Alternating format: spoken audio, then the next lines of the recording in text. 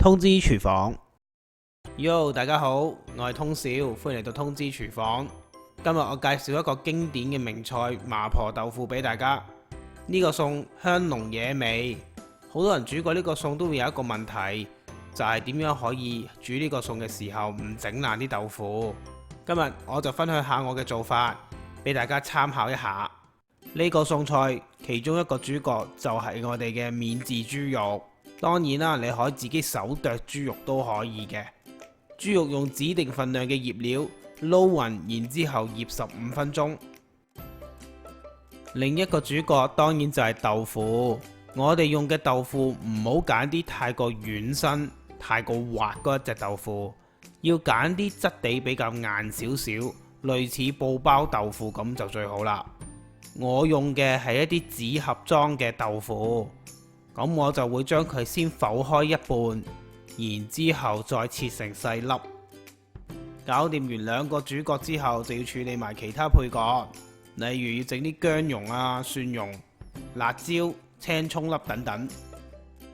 喺個煲入邊，我哋加入大概1公升嘅凍水，然之後開大火煮滾佢，就再加入大概2茶匙嘅鹽落去，之後就可以加入頭先切好嘅豆腐粒，然之後就熄火。由佢喺滾水入邊大概煮佢5分鐘，然之後隔好水備用。鹽水會令到豆腐稍微收縮，令到佢變得硬身少少，咁樣佢一間煮嘅時候就唔會咁容易爛，而且煮嘅時候佢出水嘅情況就會大大減低。萬事俱備就係時候開鑊啦。我哋用中火燒熱咗隻鑊之後，加入1茶匙嘅油。然後加入碎肉落去炒，我哋要盡量將啲豬肉炒散佢，唔好俾佢黐埋一大粒咁樣。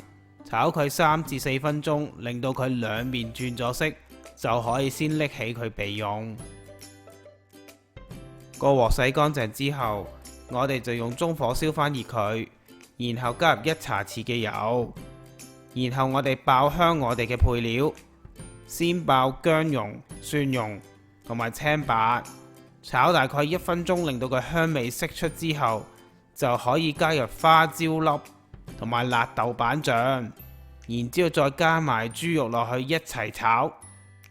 之後我就加啲雞湯落去煮滾佢。